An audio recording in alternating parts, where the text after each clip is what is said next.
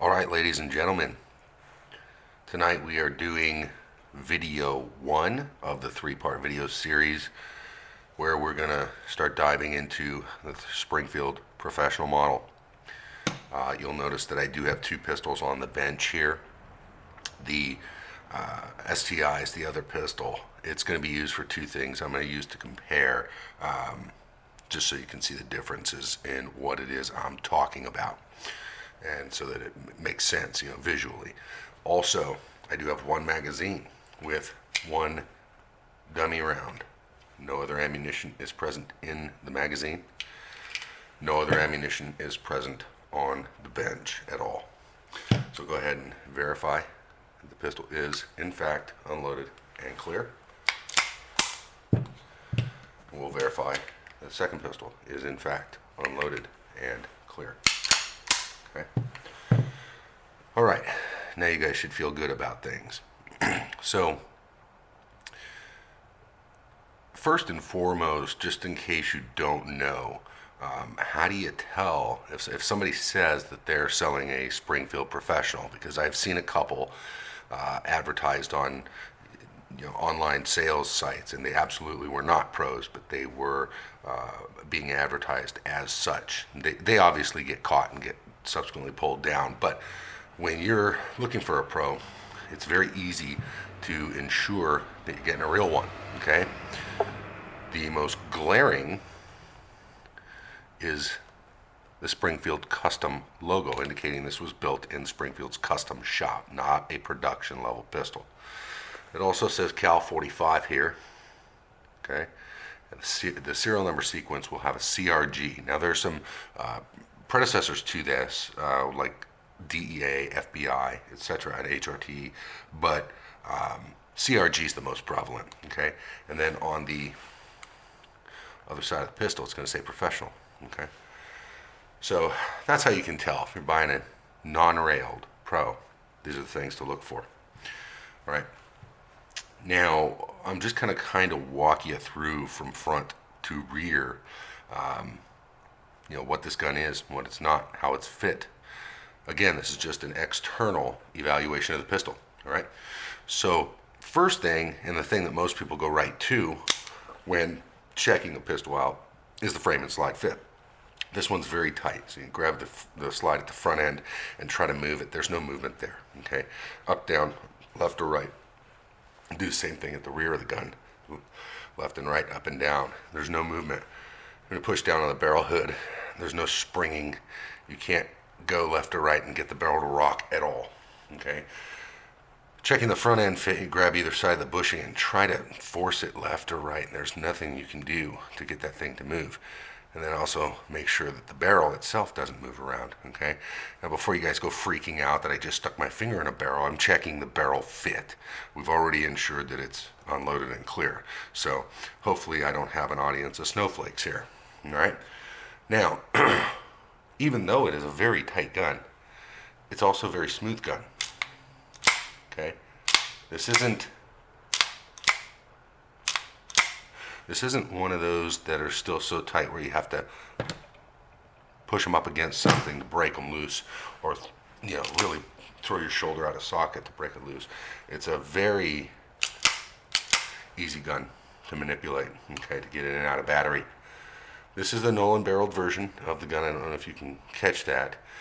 So these are a little harder to come by. Obviously, there are no front cocking serrations on the pistol, okay? This pistol really has everything you need and nothing that you don't need. Some guys prefer front cocking serrations, some guys hate them. I really don't care either way, frankly, but this gun does not have them.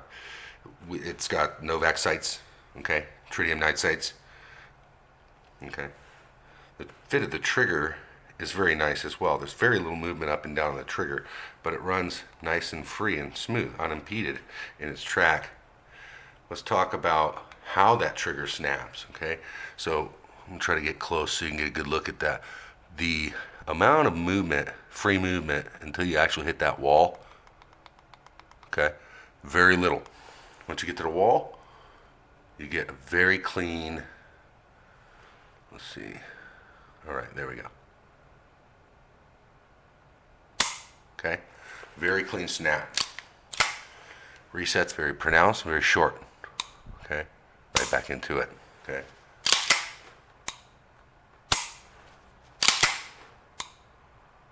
All right. This is one of the cleanest triggers I've ever had the pleasure of pressing. Okay, the reset's very clean, very short. So it's a really nice shooting gun. Okay, this gun is built very, very well overall.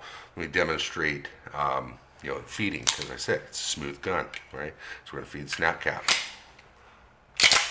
Okay, it feeds very smooth, very smooth. Now, with slide open. Okay, again, very smooth feeding gun.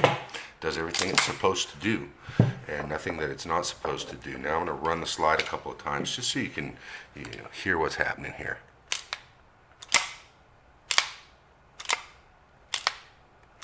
Okay, the rails are dressed, obviously. That it's been hand fit and lapped, so that's why it's so smooth there. Tight, smooth, really, really good all around fit.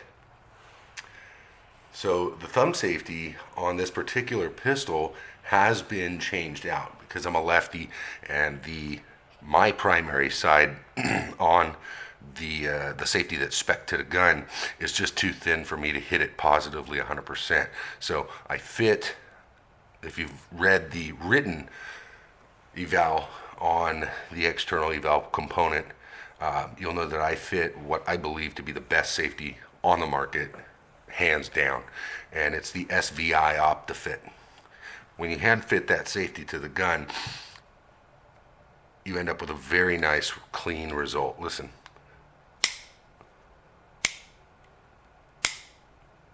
Okay, very clean. The unique thing about this safety is, with the hammer down, you can't move it, okay? It doesn't move up in to the safety notch in the slide. Okay, you can't move the safety.